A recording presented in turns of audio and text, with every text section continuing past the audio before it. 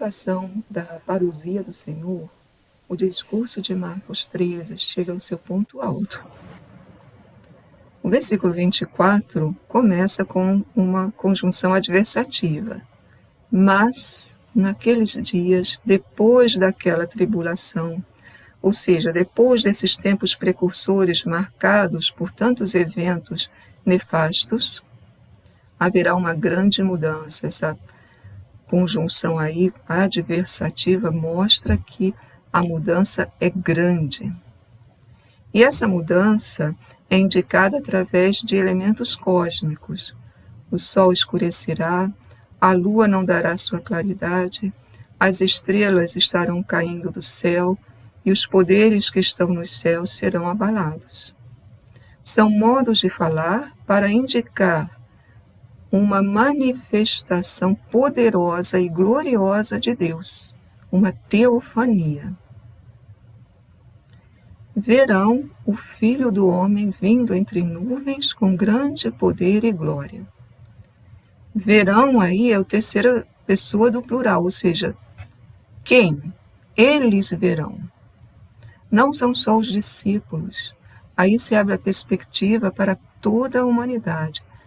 Todos verão o Filho do Homem vindo com poder e glória.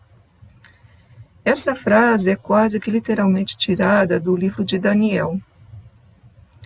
Lá na visão de Daniel se fala no reino de Deus, e esse reino de Deus que vem através de um como Filho do Homem, que vem entre nuvens, ou seja, vem da parte de Deus, e vem com grande poder e glória, e recebe o reino de Deus.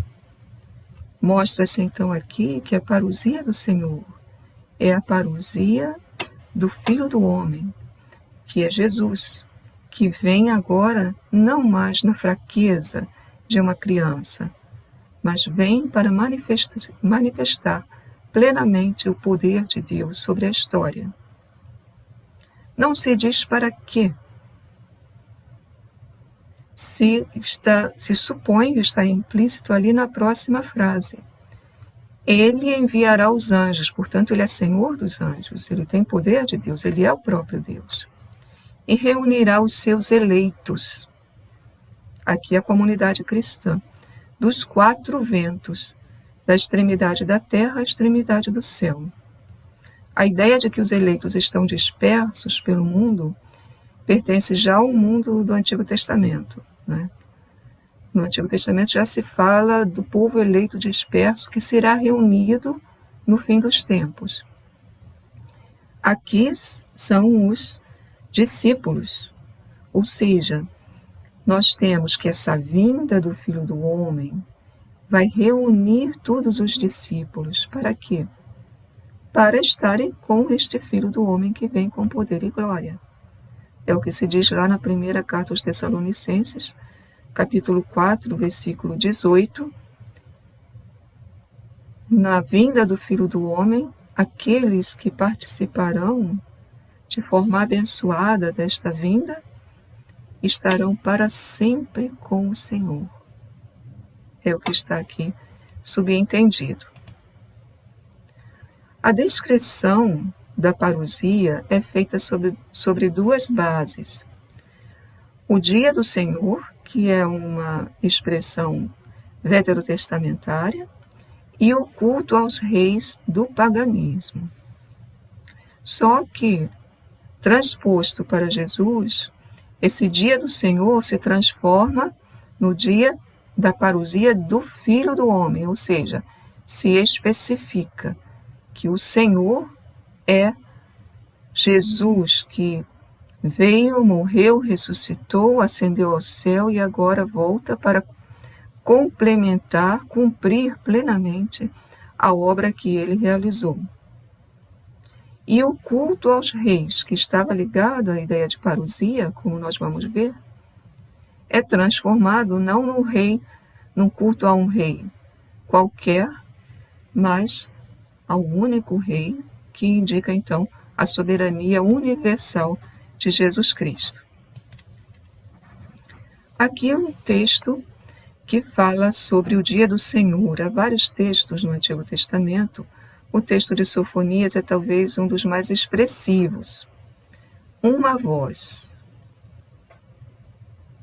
Nós estamos ouvindo o que alguém está dizendo. É amargo o dia do Senhor. Então, este dia do Senhor anunciado é um dia de juízo, é um dia nefasto. Mesmo um herói grita. Mesmo quem é forte, quem é corajoso, vai ficar abalado. Dia de ira aquele dia. Dia de angústia, de aflição, de ruína, de extermínio, de trevas e obscuridade, de nuvem e escuridão. Aqueles sinais cósmicos que apareceram lá no texto de Marcos estão aqui ditos de modo mais sintético. Além dos sinais cósmicos, dia do som do chofar, que era um instrumento, um chifre de animal, que era tocado em algumas situações. Era tocado para convocar o povo para o culto, em determinados dias. No dia do início do mês, a lua nova, no dia do ano novo, mais tarde no dia do Quipur, da expiação. Convocava também para uma ação penitencial, dia do chofar. E dia do grito de guerra, porque o chofar era também tocado, muitas vezes, para convocar o povo para a guerra. Então se mostra aí um dia do Senhor, mais no sentido de juízo, ligado, porém, ao aspecto litúrgico, não é? Porque o chofar tocava também em situações litúrgicas. É o que está aqui, o grito e o toque do chofar em situações litúrgicas, e os elementos cósmicos, que no texto de Sofonias são mais sintéticos, aparecem de modo mais detalhado. No texto de Marcos, eles também têm muitos testemunhos a partir do Antigo Testamento que são usados depois em Marcos, né? Por exemplo, aqui o texto de Isaías 13, que fala das estrelas que não darão sua luz, o sol que se escurece, a lua que perde a luz, o sol que se transforma em trevas, e a lua em sangue, aí diretamente em relação com o dia do Senhor, no texto de Joel. O sol e a lua escurecem, as estrelas param de brilhar. O Senhor rugirá de Sião, vem a ideia do grito, né? Rugir é do leão, então é um som que mete medo, que amedronta. Tremerão os céus e a terra, a teofania, como no Sinai, que tremia quando Deus estava presente. São imagens que indicam também um modo como, possivelmente, isso será percebido pelas pessoas, né? Ou simplesmente são imagens para dizer que Deus virá com poder e glória. Um outro elemento que está por trás dessa apresentação da parousia é o culto aos reis no paganismo. O termo parousia, inclusive, não é um termo religioso, é um termo profano. Era usado para os reis, quando eles vinham visitar uma localidade, uma cidade, né? O termo significa exatamente presença ou vinda, e era aplicado, sobretudo, à vinda de um rei, à visita de um rei a um determinado local do seu império. Essa visita era marcada por dias especiais. Ele entrava na cidade com um cortejo, uma entrada triunfal, né? Todo o aparato, né, para mostrar o poder dele, estandartes e assim por diante.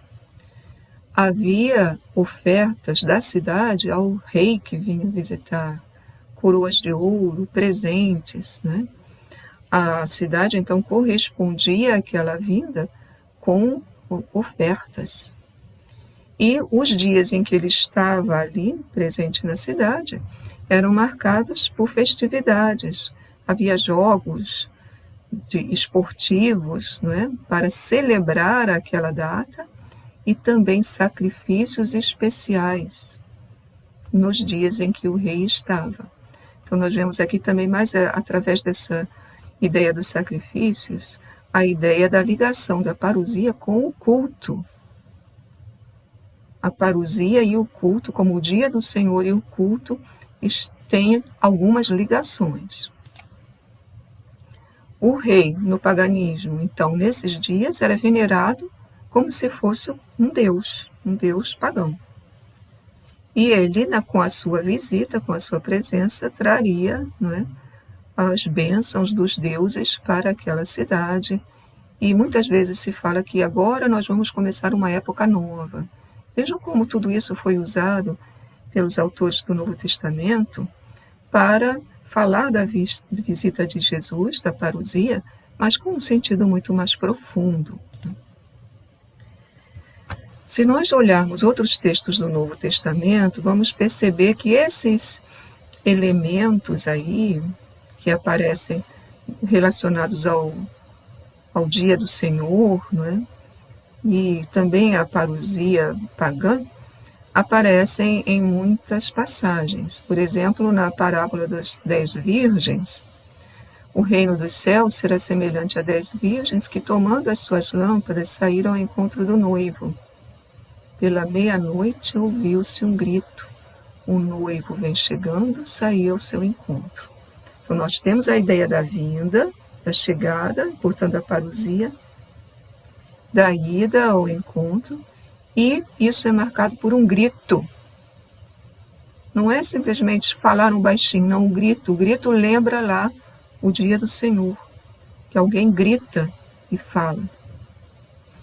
Também na primeira aos Tessalonicenses, quando o Senhor, ao sinal dado, a voz do arcanjo, ao som da trombeta é o shofar. Quando o Senhor descer do céu, vejam aí a parousia marcada também pela ideia de sons especiais, né? Há, portanto, elementos cósmicos, aqui não nesses dois textos, mas nos outros, que nós já vimos anteriormente, com uma linguagem figurada. E aqui, inclusive, a ideia de voz de arcanjo, som de trombeta, que marca também essa linguagem figurada, né? Que relembra o dia do Senhor. A parousia, portanto, está ligada ao culto, seja no Antigo Testamento, pelo toque do shofar, seja no mundo pagão, pela oferta de sacrifícios.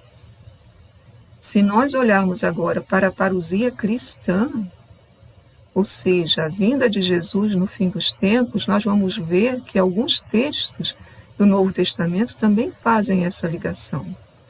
Um dos principais é o que está na 1 Coríntios, capítulo 11, que relata as palavras da última ceia de Jesus.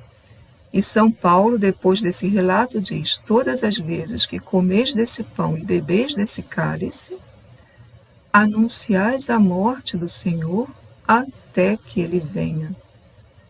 Então a Eucaristia é anúncio da morte do Senhor, da morte e ressurreição, evidentemente, mas que aponta para a parousia, a vinda final. A liturgia, sobretudo aqui no caso, a liturgia eucarística, ligada ao evento da parousia. É o que nós dizemos na missa, depois da consagração. Uma frase que retoma esse texto da 1 Coríntios. Anunciamos, Senhor, a vossa morte, proclamamos a vossa ressurreição, vinde, Senhor Jesus. Então aparece o anúncio da morte e da ressurreição, que está ali efetuado substancialmente na Eucaristia, e a expectativa para a qual a Eucaristia aponta, a vinda final de Jesus. Ou, em outras palavras, a liturgia é o evento da parousia hoje. É a vinda do Senhor hoje para nós. Não só a liturgia da missa. Toda a liturgia é a realização do mistério da morte e ressurreição de Jesus. O batismo, crisma, o sacramento da reconciliação e todos os sacramentos. Toda a liturgia é celebração do mistério do pascal. E a vinda do Senhor, então, é realizada na liturgia e, portanto, nós temos a liturgia como um evento de parousia hoje, uma antecipação da vinda final e, portanto, da salvação final, da comunhão eterna com Ele, ainda sob os véus da história, mas nem por isso menos real.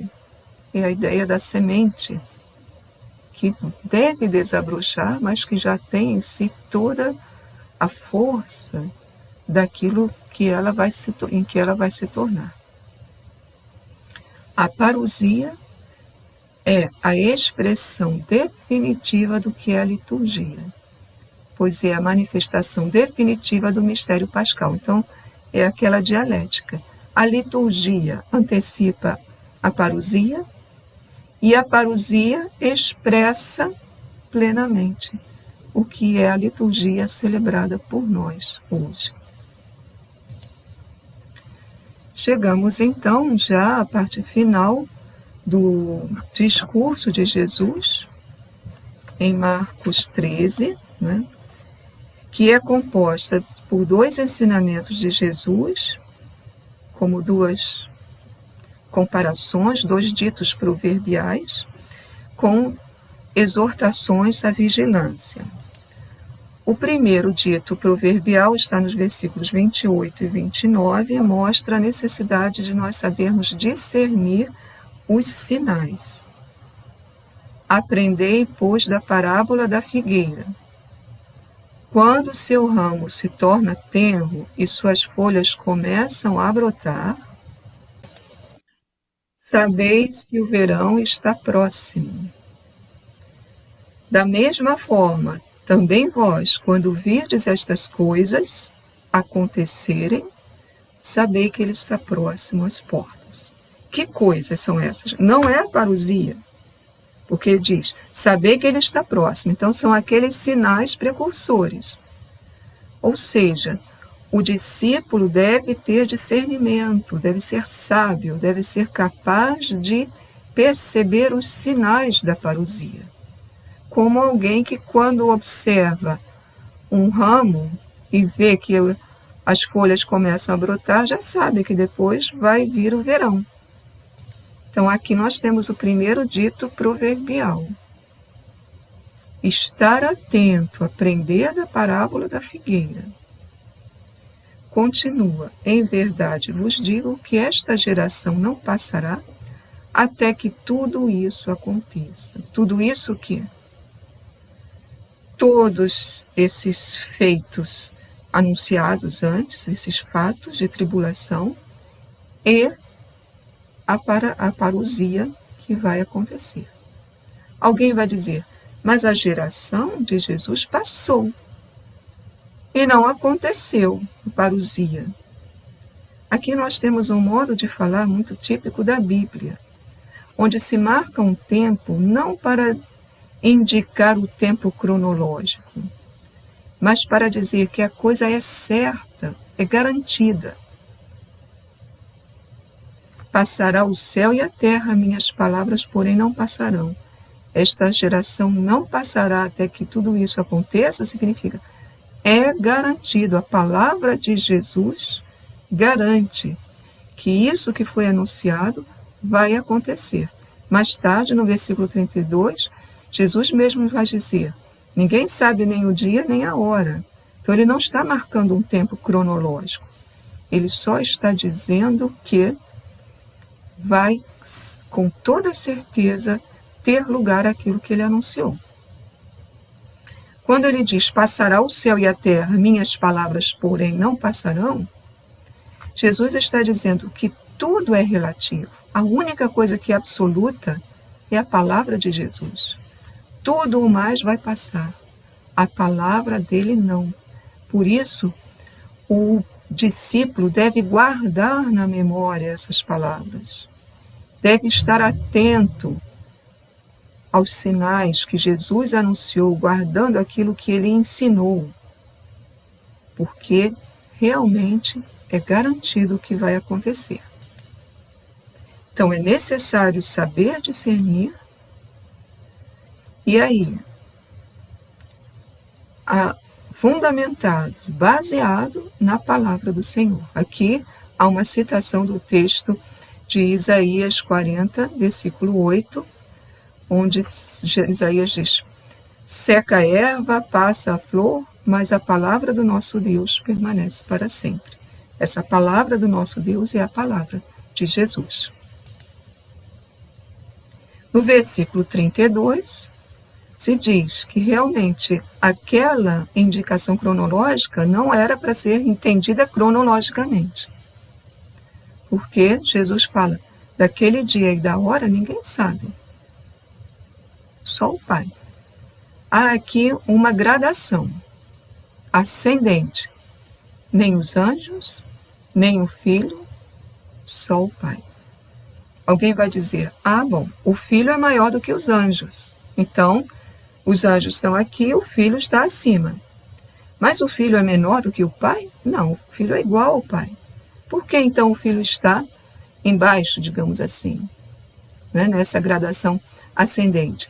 Porque aqui, evidentemente, se coloca o Filho no sentido do Jesus encarnado, o Verbo encarnado. Enquanto o Verbo encarnado, Jesus é ser humano, então ele quis se submeter totalmente ao Pai. Enquanto o Verbo, ele é igual ao Pai. Enquanto ser humano, ele segue a vontade do Pai em tudo, como ele fala em tantas passagens do Novo Testamento. Nós temos então aqui a indicação de que realmente a parousia, o momento da parousia, está na liberdade divina. É Deus quem vai determinar. Não somos nós que vamos calcular. Não somos nós que vamos dizer. É Deus que, na sua providência, na sua liberdade, no seu amor, para salvar o maior número de pessoas, determina o dia e a hora. Vem agora o segundo dito sapiencial. Atenção e vigiai. Vejam aí duas chamadas, né? Atenção, vigiai. O importante é não saber dia e hora, mas estar consciente de que isso vai acontecer.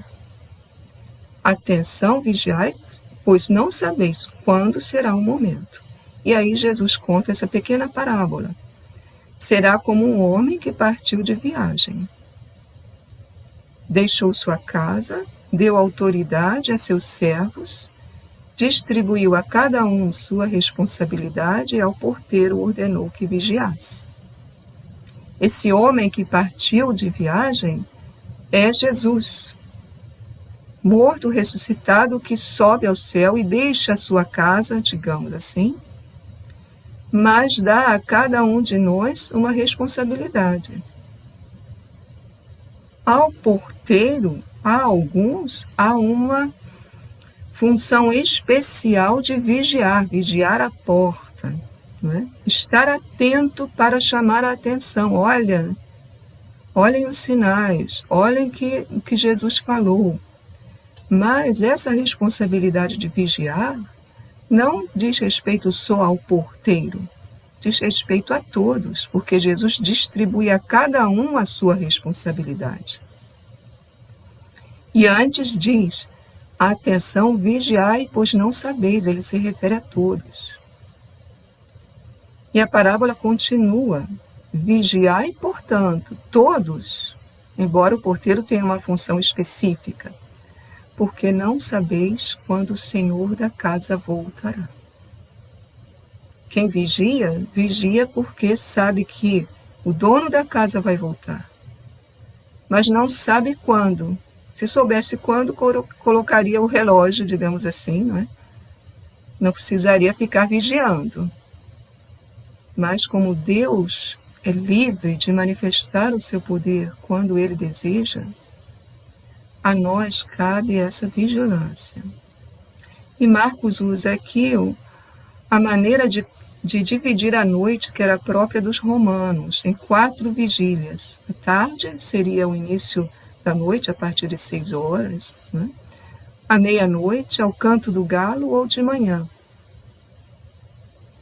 É diferente da maneira de contar, dividir a noite dos judeus, que era em 3 vigílias. Marcos aqui mostra mais uma vez como ele está ligado ao mundo romano, né? Ele usa a maneira de dividir as vigílias da noite, as vigílias que os soldados tinham, né, de turnos, em 4 partes, para que, vindo de repente, veja, de repente, quando ninguém espera, né, não vos encontre dormindo. Dormir aqui é uma metáfora, né? É o contrário do estar desperto, é o contrário do estar vigilante. É aquele que não está nem aí para a vinda do Senhor. Então ele dorme tranquilamente, sem nenhum problema. Termina o texto dizendo: e o que vos digo, digo a todos, vigiai. Então, esse discurso que começou falando para os 4 discípulos, como aparece lá no início, na introdução, Pedro, Tiago, João e André, termina abrindo essa exigência de vigilância a todos os discípulos. O que eu digo a vocês 4, eu digo a todos. Todos devem estar vigilantes. Quem está vigilante assume a sua responsabilidade, sabendo que o Senhor virá. Então, age consciente da segunda vinda do Senhor, consciente de que tudo o que se faz aqui nesse mundo, por mais importante que seja, só é, na verdade, importante na medida em que está relacionado com a vinda do Senhor, com o mundo que não passa, com o mundo definitivo. Concluindo, então, mais importante do que saber qual é o momento em que Jesus virá, é saber que a vinda de Jesus ocorrerá com toda certeza. Isso é o mais importante. Porque sabendo disso, nós só podemos responder com uma atitude coerente, de estar atentos a essa vinda. Esta certeza é um chamado constante à conversão e à vigilância, porque a vigilância implica estar voltado para aquela realidade. E estar voltado para aquela realidade significa uma constante atitude de relativizar o que é relativo. E isso é a conversão. Ou seja, tudo é transitório, com exceção da palavra de Deus, o que Jesus promete. Esta geração passará. Ela não passará sem que tudo isso se cumpra. Céus e terra passarão, mas a minha palavra não passará.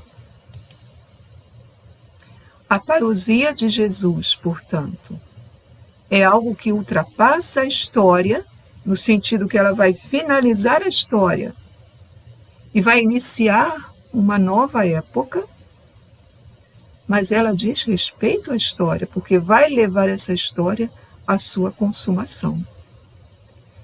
O que interessa ao discípulo é saber agir. Agir coerentemente com essa realidade. Aqui na segunda carta aos Tessalonicenses, São Paulo fala: há alguns aí que estão tão crentes que a parousia virá em breve, que já não querem mais trabalhar. Então eu digo a eles: trabalhem sim. Trabalhem para o sustento, ou seja, não se trata de opor o empenho no mundo e a espera da parousia, mas sim trabalhar no mundo, sabendo que a parousia vem. nessa atitude de estar vigilante, de contínua conversão, para se preparar para o encontro com o Cristo que vem. E assim vemos que a parousia dá à vida humana o seu verdadeiro sentido, a sua meta. Toda a nossa vida tem um sentido. Mesmo aquilo que pode parecer sem sentido, porque não é o relativo que conta em última instância, é o absoluto. Então, todas as coisas passarão, todas as coisas deixarão de existir. Tudo passa, como diz Santa Teresa. Há uma só coisa que não passa, que é Jesus, o seu reino, o reino de Deus, e a nossa felicidade que Ele nos promete junto com Ele. Dessa maneira, nós podemos ver que esperar a parousia, vigilante, ou não esperar a parousia, são dois modos de ser, de viver e de ser completamente diferentes. Vão ditar duas maneiras de conduzir a vida totalmente opostas. Em suma, nós estamos aqui nesse mundo esperando com as nossas lâmpadas acesas, né? Não deixemos que o óleo se acabe. Sejamos vigilantes.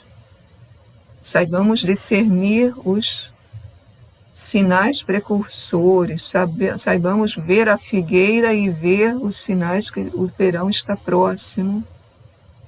E mais do que tudo isso, ou melhor, ligado a tudo isso, saber que esse Jesus que vem para reunir os seus eleitos, para estar para sempre com Ele. E com isso, a parousia também evoca no cristão, faz nascer no cristão o desejo, aquele pedido que os primeiros cristãos repetiam tantas vezes e que nós também repetimos. Vem, Senhor Jesus. Concluímos assim o nosso estudo do discurso escatológico de Marcos 13. Vimos aqui como é importante a mensagem de Jesus nesse discurso e qual é a atitude que esse discurso exige daqueles que seguem e querem ser discípulos de Jesus.